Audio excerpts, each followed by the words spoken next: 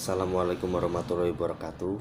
Shalom, salam sejahtera, Om Swastiastu, Namo Buddhaya, salam kebajikan. Terima kasih teman-teman. Hari ini kita akan mulai kuliah online kita. Dalam beberapa hari kita nggak bisa pertemuan, bukan beberapa hari, tapi beberapa bulan ke depan, berkaitan dengan COVID-19. Jadi virus corona yang kemudian mewajibkan kita harus melakukan kuliah online. Tapi jangan sampai kita kalah sama virus corona. Artinya kita tetap semangat, jangan sampai virus mengalahkan semangat kita untuk belajar. Tapi tunjukkan bahwa kita siap buat belajar. Jadi untuk mata kuliah filsafat hukum, pertama-tama saya minta maaf, saya nggak menggunakan kemeja yang rapi, saya hanya menggunakan kaos. Jadi saya minta maaf, nggak bisa berpenampilan rapi selayaknya ketika di kantor. Jadi jangan melihat dari pakaiannya, tapi lihat daripada isi konten yang kemudian saya akan paparkan. Berkaitan dengan mata kuliah filsafat hukum, kita akan berbicara kali ini kita akan berbicara nanti untuk mengenai tugas yang tentang silogisme hukum. Di pertemuan berikutnya saya akan jelaskan.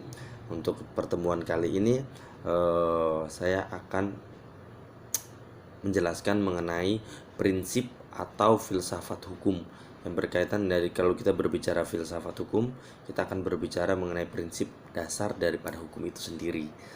Sehingga filsafat hukum ini kenapa kemudian penting? Karena untuk mengetahui dasar atau kajian pembentukan secara dalam mengenai hukum itu sendiri. Kalau kita berbicara filsafat hukum, kita akan berbicara mengenai dasar ontologi, ratio legis, ratio decidendi, atau nilai-nilai hukum yang kemudian lahir dalam masyarakat. Jadi kita akan berbicara mengenai konsep awal mengenai dasar ontologi. Dasar ontologi adalah hakikat dasar daripada pembentukan hukum itu sendiri. Jadi kalau teman-teman nanti berbicara mengenai dasar ontologi atau hakikat dasar daripada pembentukan undang-undang, kita akan berbicara mengenai hakikat dasar daripada lahirnya undang-undang itu. Terus kemudian kita akan berbicara mengenai ratio legis. Ratio legis kita akan berbicara mengenai alasan adanya ketentuan dalam perundang-undangan. Jadi kalau teman-teman pernah membuka undang-undang, di undang-undang itu teman-teman melihat ada menimbang, mengingat, menetapkan. Nah, itu adalah bagian daripada komponen atau unsur-unsur filsafat yang kemudian dituangkan dalam produk undang-undang itu sendiri. Yang ketiga, kita akan berbicara mengenai ratio decidendi. Ratio decidendi ini kita akan berbicara mengenai putusan pengadilan. Putusan pengadilan yang dimaksud dengan ratio decidendi di sini adalah putusan pengadilan di mana pengadilan ataupun hakim yang dalam pengadilan yang mempunyai kewenangan dalam memutus suatu perkara tidak boleh mengambil keuntungan dari kewenangan yang dimilikinya.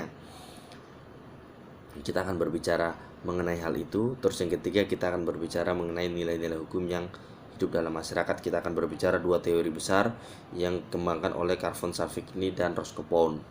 Kita akan berbicara masuk pada komponen pertama mengenai dasar ontologi. Ketika kita menggali dasar ontologi ini, teman-teman, saya kasih satu ilustrasi. Selalu ilustrasi itu yang berkaitan dengan hal ini.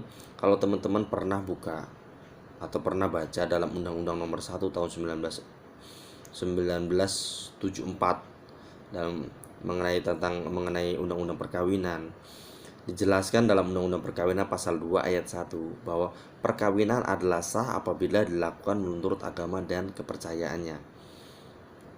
Kita akan berbicara mengenai masalah perkawinan di sini.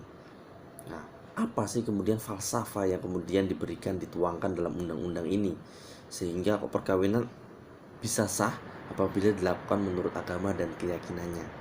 Kalau kita berbicara mengenai kebebasan beragama dalam undang konstitusi kita, dijamin bahwa setiap orang bebas memeluk agamanya.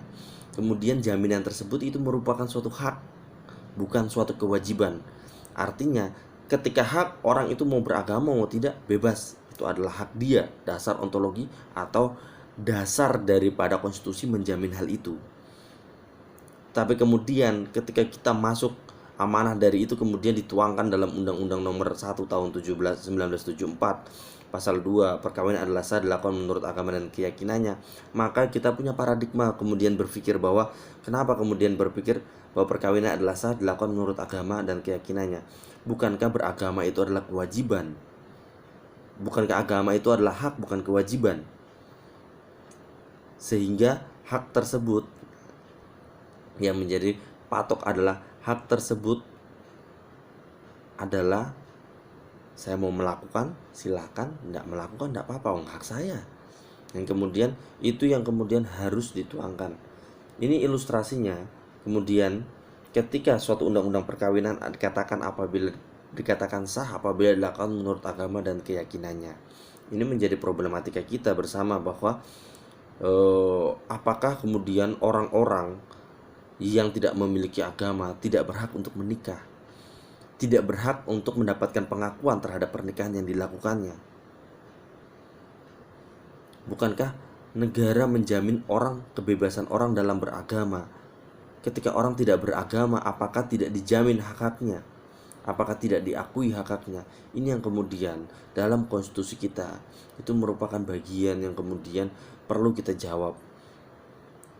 Misalnya ilustrasinya seperti ini. Ketika teman-teman mempunyai hak memilih. Memilih itu adalah hak, bukan kewajiban. Tapi ketika teman-teman tidak memilih, apakah teman-teman bisa dikatakan bukan warga negara Indonesia? Jawabannya adalah tidak. Karena apa? Memilih adalah hak, bukan kewajiban. Sehingga permasalahan hukum yang kemudian itu dijadikan sebagai acuan. Acuannya apa? Ketika saya nggak memilih, ini hak saya. Saya nggak memilih, hak saya. Ini hak saya memilih tidak hak saya. Sama dengan halnya ketika saya mau menikah hak saya. Kenapa kemudian negara tidak mengakui hak saya? Lantaran saya tidak memiliki keyakinan misalnya, atau saya mungkin tidak memiliki keyakinan yang diakui oleh negara dari ke-6 keyakinan yang diakui. Ada Islam, Katolik, Kristen, Hindu, Buddha, Konghucu. Apakah saya tidak diakui? Kenapa? Karena keyakinan saya tidak diakui. Bagaimana kemudian dengan perkawinan saya? Itu yang pertama. Terus kemudian kita akan berbicara mengenai ratio legis. Ratio legis yang dimaksud di sini adalah alasan lahirnya suatu produk hukum atau undang-undang itu. Kita berbicara alasan, kita berbicara mengenai produk hukum undang-undang, maka kita akan berbicara mengenai, kalau teman-teman baca di undang-undang selalu ada pertimbangan-pertimbangan. Mengingat, menimbang itu adalah bagian daripada alasan kenapa dilahirkan undang-undang tersebut. Maka yang menjadi pertanyaan di sini adalah alasan. Ketika teman-teman membuka, ketika saya bertanya bahwa teman-teman setuju nggak ketika perusahaan itu harus bertanggung jawab terhadap sosial dan lingkungan, pasti teman-teman akan menjawab, saya setuju Pak. Kenapa kemudian teman-teman setuju? Atau perseroan. Jadi kalau kita baca dalam Undang-Undang Nomor 40 Tahun 2007, nah, dalam Undang-Undang Nomor 40 Tahun 2007, di situ dijelaskan pasal ke-74, dijelaskan bahwa pasal 74 itu dijelaskan bahwa perseroan terbatas wajib bertanggung jawab terhadap sosial dan lingkungan. Ini menjadi problematika kita bersama. Ketika perusahaan diwajibkan untuk bertanggung jawab terhadap lingkungan dan sosial. Kenapa kemudian perusahaan wajib melakukan tanggung jawab terhadap lingkungan dan sosial?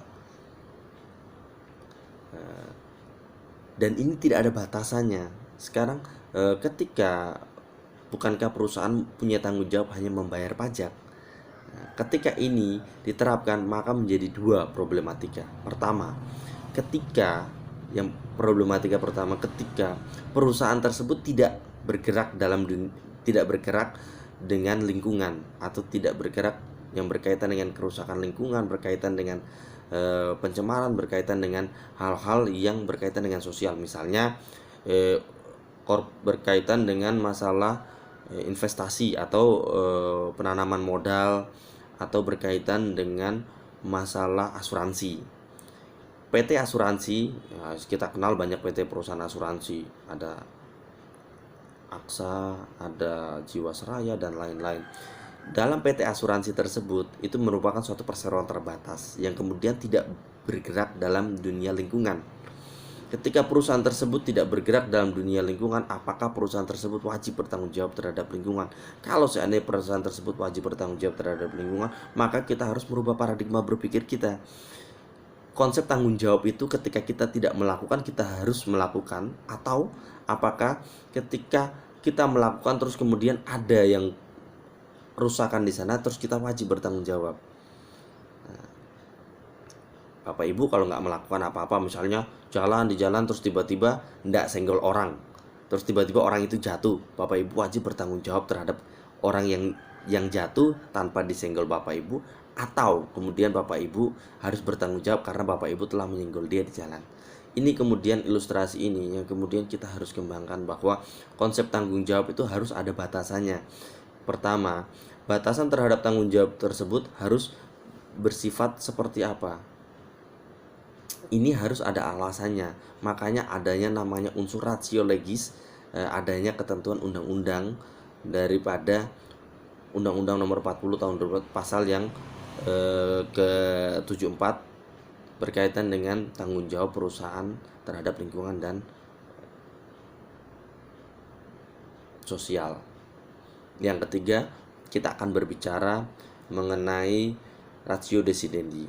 Kalau Bapak Ibu pernah mendengar kata ratio decidendi, ini berkaitan dengan hakim tidak boleh memutus suatu perkara, atau hakim tidak boleh mengambil keuntungan dari putusan atau kewenangan yang ada dalam dirinya terus kemudian dia putus perkaranya itu, dia mengambil keuntungan daripada hal itu. Misalnya ada beberapa masalah-masalah kontroversial. Kalau dalam undang-undang kehakiman itu ada beberapa pasal, ada mengenai pasal kekuasaan kehakiman, Undang-Undang Nomor 48 tahun 2008, berkaitan dengan itu perubahan daripada Undang-Undang Nomor 24 tahun 2004 mengenai kekuasaan kehakiman. Jadi dalam undang-undang tersebut ada beberapa pasal di mana hakim misalnya tidak boleh memiliki ikatan darah dengan orang atau dengan terdakwa atau dengan tersangka atau penegak hukum lainnya, yang di sini karena penegakan hukum letaknya memberikan kekuasaan dalam putusan adalah hakim, maka kekuasaan kehakiman yang diletakkan kepada hakim, sehingga ini menjadi problematika. Kenapa kemudian hanya hakim? Kenapa kemudian tidak jaksa? Seandainya hakim memutus berdasarkan tuntutan, kalau seandainya tuntutan jaksanya rendah, kemudian apakah hakim dapat memutus lebih tinggi? Nah, sehingga problematika ini muncul. Kalau jaksanya misalnya punya ikatan keluarga, apakah diperbolehkan? Karena dalam Undang-Undang Kekuasaan Kehakiman dijelaskan mengenai hakim ataupun yang lain. Ini kemudian menjadi problematika kita ketika kita berbicara mengenai putusan yang kontroversial. Beberapa putusan yang kontroversial berkaitan dengan masalah putusan Bisma Siregar. Teman-teman dulu pernah mendengar putusan Bisma Siregar yang kemudian dia memutus orang yang melakukan hubungan suka sama suka dikenakan pasal 378 mengenai pasal penipuan. Barang siapa dengan sengaja melakukan tipu muslihat, kemudian orang tersebut dipidana karena telah melakukan tindak pidana penipuan. Pertanyaan saya, apakah orang-orang yang melakukan itu memenuhi unsur? Apakah hakim sudah mengambil keuntungan daripada pasal tersebut? Mari kita gali satu-satu. Pertama begini, kita akan menggali dari sisi luarnya dulu. Jadi ketika lahirnya putusan tersebut, hakim berusaha untuk menemukan hukum baru, dimana karena hukum tidak ada yang mengatur hubungan suka sama suka. Ketika terjadi hal itu, kemudian ada pihak yang merasa dirugikan akibat hal itu, misalnya pihak perempuan merasa dirugikan karena apa? Karena dia sudah hamil. Terus kemudian laki-laki tidak ingin bertanggung jawab. Nah, ketika dia tidak mau melakukan tanggung jawabnya, terus kemudian laki-laki tersebut harus apa? Perempuan tersebut merasa dirugikan. Dalam Undang-Undang Kekuasaan Kehakiman dijelaskan bahwa pengadilan dilarang menolak perkara apapun dengan dalil apapun atau tidak ada alasan hukum yang mengaturnya. Jelas dalam pasal itu bahwa pengadilan dilarang menolak.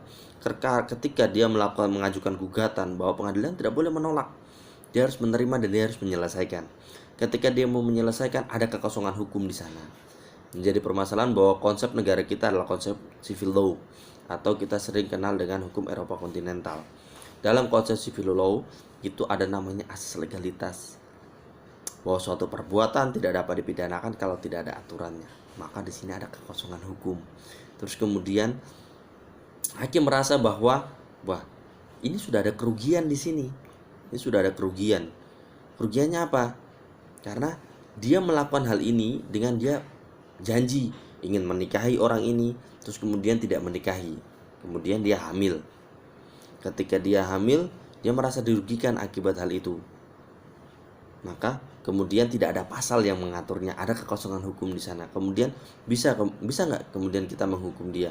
Nah, ini adalah proses hakim untuk menemukan hukum. Kemudian dia menerapkan pasal penipuan tersebut. Karena apa? Karena laki-laki dengan tipu muslihat ingin mengelabui sehingga menyerahkan barangnya. Tetapi klasifikasi yang bermasalah di sini adalah unsur yang tidak terpenuhi, barang. Kenapa? Karena kelamin perempuan itu tidak bisa diklasifikasikan sebagai barang. Sehingga putusan tersebut bermasalah. Kenapa kemudian bermasalah? Karena pertama, kalau kita membaca konsep barang itu ada dua hal. Barang yang bertubuh dan tidak bertubuh. Terus kemudian ada konsepnya barang yang bisa dimiliki dan tidak bisa dimiliki. Kemudian kita berbicara barang yang bertubuh. Kalau kita berbicara barang yang bertubuh, kita akan berbicara mengenai sesuatu yang bisa dimiliki. Kelamin perempuan, iya, dia bertubuh, betul, bagian daripada tubuh manusia. Tidak bertubuh itu ya barang-barang ya kayak meja, kursi dan lain-lain, laptop, LCD dan lain-lain, itu tidak bertubuh. Nah, yang bertubuh tapi kemudian konsep unsur kedua apakah dipenuhi, yang berkaitan dengan dimiliki. Kalau dia bertubuh tapi bisa dimiliki, misalnya itu hewan, sapi, kambing bisa dimiliki, tapi kemudian manusia, bagian daripada tubuh manusia itu tidak bisa dimiliki oleh orang, karena itu adalah hak yang kemudian membedakan antara manusia sama hewan ataupun makhluk hidup yang lainnya. Karena derajat manusia itu paling tinggi, sehingga ketika manusia dapat memiliki manusia lain, maka derajat itu adalah hakikat dasarnya akan runtuh. Karena apa? Karena tidak ada bedanya manusia dengan hewan. Sehingga kemudian putusan tersebut dibatalkan karena menganggap bahwa putusan tersebut bersifat tidak menghargai harkat derajat daripada manusia itu sendiri, tidak terpenuhinya unsur apa? Unsur yang kedua, bahwa tidak dapat dimiliki, karena kelamin ataupun seseorang meskipun sudah dinikahi pun tidak dapat memiliki. Nah, jadi kalau teman-teman mengatakan bahwa aku milikmu seutuhnya, nah, itu adalah kalimat yang sebenarnya tidak tepat dalam hal ini, karena teman-teman itu tidak bisa dimiliki oleh seseorang. Jadi menikah itu adalah, kalau konsepnya menikah dalam beberapa keyakinan itu mengatakan ibadah. Jadi ingin menjalankan ibadah dan lain-lain, tapi bukan untuk memiliki seseorang. Sehingga pernikahan itu tidak dapat dikatakan bahwa pernikahan adalah memiliki dia seutuhnya, tidak. Tetapi konsep pernikahan di sini adalah membangun keluarga, terus membangun ibadah.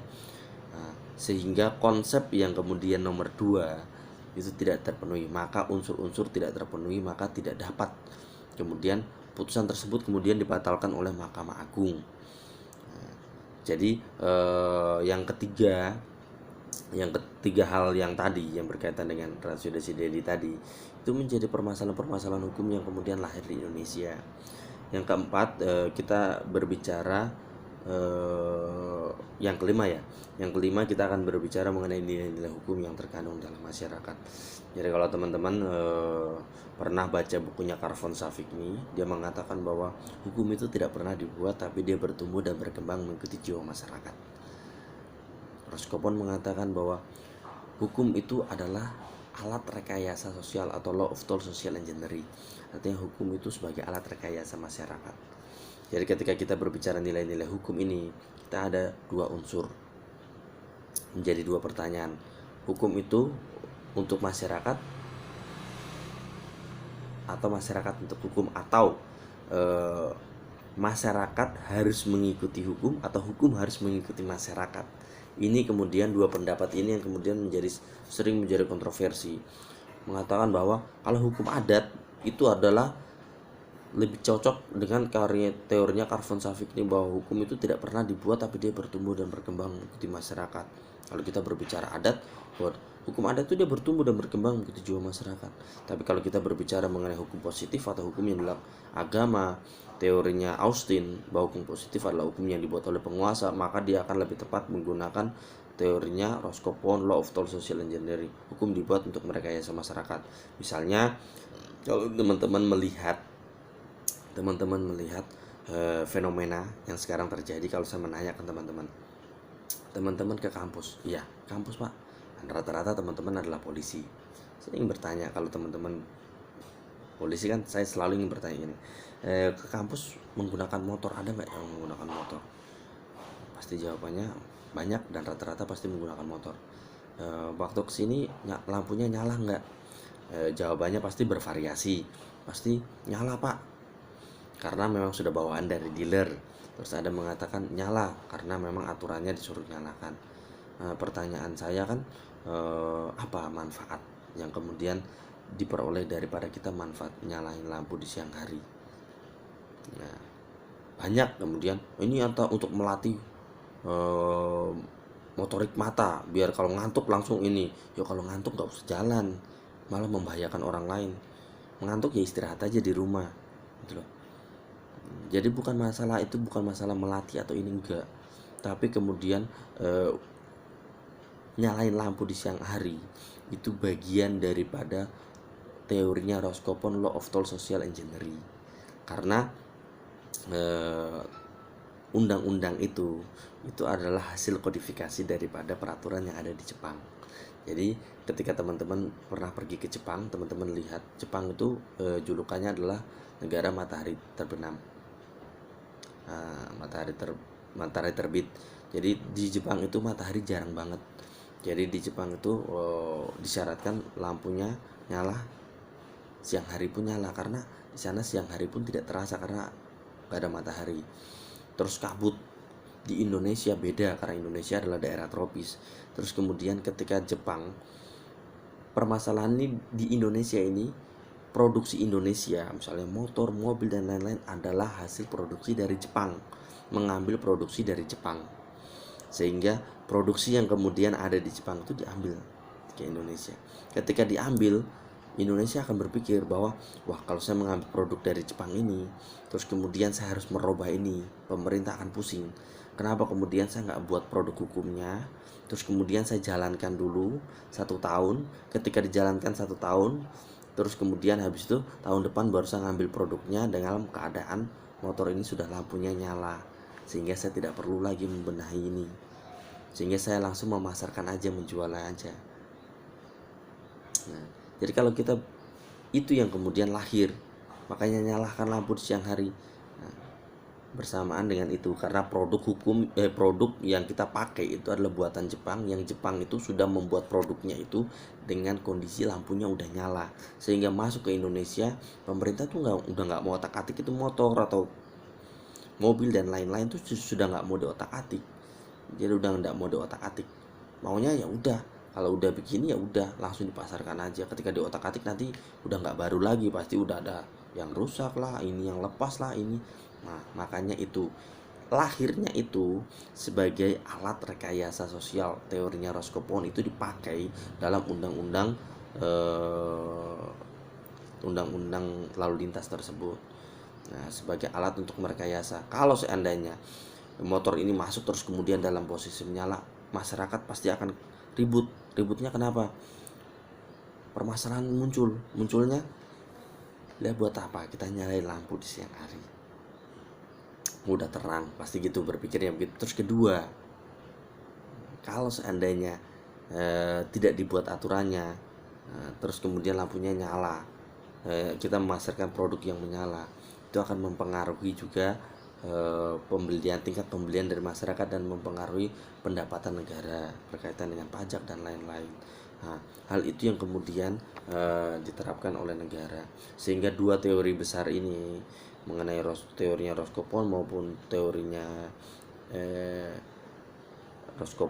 teorinya Carvan Savik ini itu dijadikan sebagai hukum positif yang kemudian berlaku di masyarakat di Indonesia saat ini. Jadi untuk teman-teman, sekian materi yang saya sampaikan hari ini. Semangat buat teman-teman belajarnya. Terus satu lagi buat teman-teman, menurut saya nanti untuk ujian UTS, nanti saya akan menjelaskan satu kali minggu depan saya akan menjelaskan mengenai silogisme hukum. Terus kemudian ketika saya selesai menjelaskan silogisme hukum, teman-teman dari tugas yang teman-teman buat video sama seperti saya. Terus kemudian itu akan menjadi nilai UTS teman-teman. Jadi karena kita nggak bisa tatap muka dan lain-lain, maka UTS-nya kita akan buat makalah yang teman-teman kirim. Terus teman-teman makalah tersebut teman-teman buat video kayak saya, terus kirim ke email saya atau bisa kirim ke YouTube, terus linknya di share ke saya akan melihat dan saya akan memberikan nilai UTS. Demikian dari saya. Assalamualaikum warahmatullahi wabarakatuh. Salam sejahtera, Om Swastiastu, Namo Buddhaya, salam kebajikan.